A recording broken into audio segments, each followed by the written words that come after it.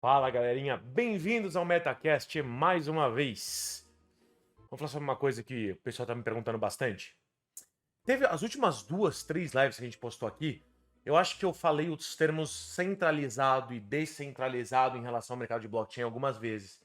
E algumas pessoas pessoais, né, tipo, literalmente alguns amigos meus vieram me perguntar o que você quer dizer com centralizado ou descentralizado? Até porque, eu vou admitir, eu uso esse termo com alguma frequência e eu acho que meio que indiscriminadamente. Então vou assumir uma meia-culpa aqui. Muitas pessoas falam que o propósito da blockchain era fazer com que as finanças de maneira geral, as transações fossem descentralizadas. De maneira geral. E isso é verdade.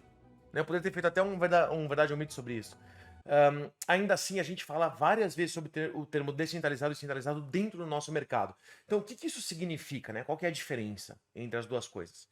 Eu quero separar da seguinte forma.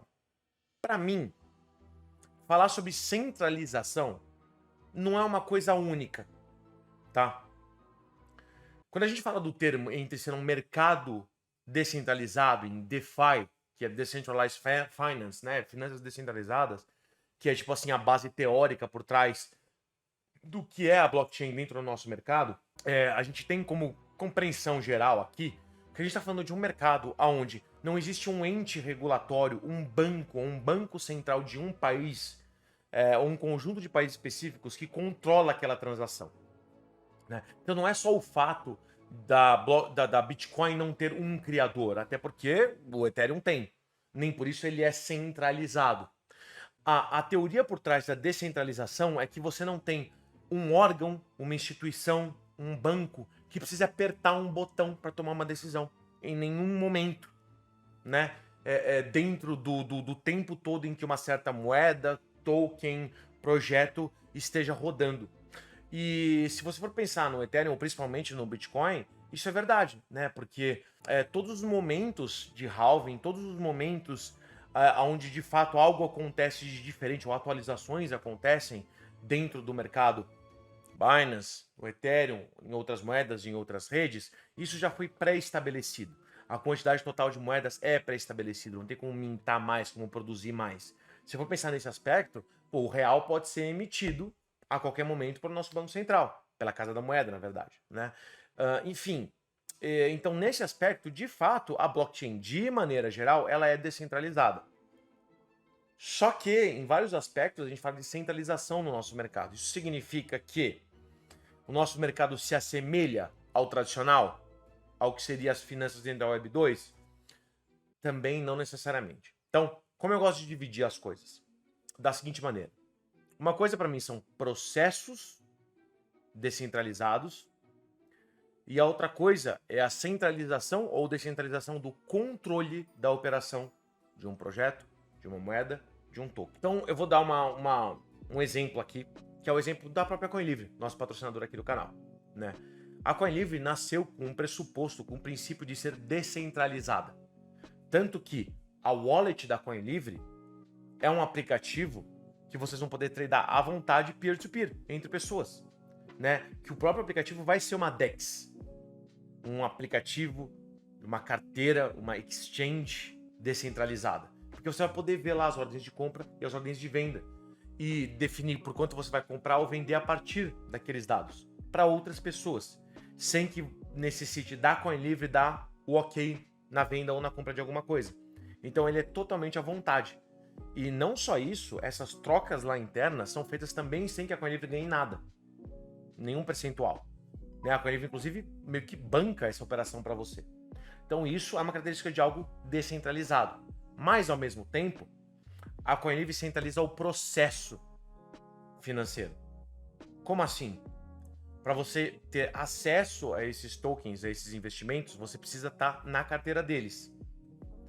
E para que isso aconteça, você vai acabar comprando uma stable, né? uma coin que é 1 para 1, no real ou no dólar, e a partir daí poder operar. E na volta, quando você quiser realizar o seu lucro ou prejuízo, você vai trocar de volta para essa stable e retirar o seu dinheiro. Você só vai ser taxado na entrada e na saída da carteira, e não na operação, e não na transação, como todos os concorrentes fazem. O que faz da CoinLivre talvez a melhor solução para se operar dentro do nosso mercado. Mas o fato de você ter o foco de todas essas operações na stable e não fazer com que todas as tokens sejam liberadas para tradar por qualquer coisa que for, por BNB, por exemplo, faz com que a operação, o processo, seja de fato centralizado. Então, a CoinLivre, que eu estou usando como exemplo aqui, ela é baseada numa operação descentralizada, em DeFi, se você for parar para pensar. Ela quer fazer com que o maior número de pessoas tenham acesso ao mercado e aos ativos do mercado tradicional e do nosso mercado. Por um outro lado, e sem prejuízo de ninguém no mercado, o processo pelo qual essa entrada e saída de capital acontecem acabam se afunilando em uma única moeda. Só que, ao contrário de outras carteiras que existem por aí, principalmente na GameFi, essa moeda ela não é inflacionária. Ela é uma stable. E isso é feito dessa maneira para que ninguém ache que a CoinLivre vai ficar operando os seus clientes, fazendo pump and dump, fazendo, sei lá, qualquer operação forçada ali dentro. Porque a CoinLivre não tem nada a ganhar com a valorização ou desvalorização dessa stable, porque ela é uma stable, ela não tem nem valorização e nem desvalorização. E a liquidez é absoluta, travada. Então, eu espero que com esse exemplo eu tenha ajudado um pouco vocês a entender, mas o ponto é, você pode falar, de maneira geral, que a blockchain é muito mais descentralizada que qualquer outro mercado financeiro, qualquer outra operação que as pessoas normalmente conhecem. Porém, existem sim, dentro da blockchain, operações que são mais ou menos descentralizadas. Se você falar de uma operação financeira numa DAO, por exemplo, que é uma empresa que literalmente não tem nem hierarquia própria, que todas as decisões são tomadas pelo público, né, pelos seus holders, em que todas as operações são totalmente livres e sem controle nenhum, cara, isso é realmente descentralizado. Eu não vou usar esse vídeo para falar se isso é bom ou ruim, mas eu não tô aqui também para falar que a CoinLivre é a opção mais descentralizada que existe. Eu posso te falar que entre as opções que existem hoje, a CoinLivre de fato é a melhor nesse aspecto. Porque você tem a primeira wallet dentro do sistema financeiro que faz com que você possa ver de maneira fácil as ordens de compra e de venda, para você poder tomar a sua decisão.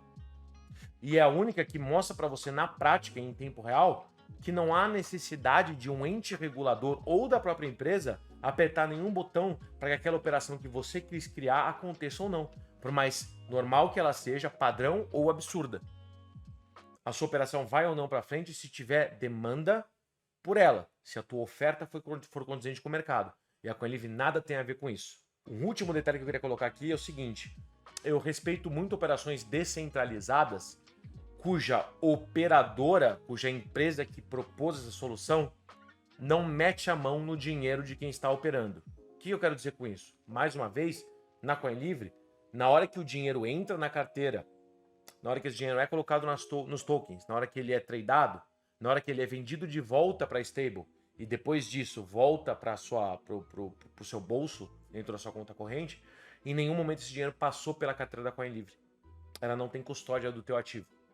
Então essa é mais uma prova que, por mais que a operação, de fato, tenha foco em uma stable, na prática, a CoinLivre não tem custódia em nenhum momento sobre o seu dinheiro. Ela não controla aquilo, ela não poderia interceptar essa transação. E isso faz essa transação algo muito mais seguro. E é por isso que muitas vezes a gente compara a CoinLivre e se inspira no próprio Mercado Livre. Porque, na prática, o Mercado Livre ele é só um intermediário. A CoinLivre também. Ele não é nem custodiante e nem dono do seu dinheiro, da sua transação. Beleza? Por hoje, ou pelo menos por esse vídeo, é só. Espero que eu tenha ajudado a resolver essa dúvida de vocês. Se não, fala aqui embaixo que eu tento trazer alguns exemplos que sejam mais dia a dia, alguma coisa que vocês possam ver, ou me joga algumas situações que vocês acham que, pô, isso aqui é descentralizado, é mais centralizado ou mais descentralizado que isso ou que aquilo. Joga aqui nos comentários, marca seus amigos, se tiver alguma dúvida, sinta-se à vontade, a gente faz a versão 2, tá bom? Grande abraço.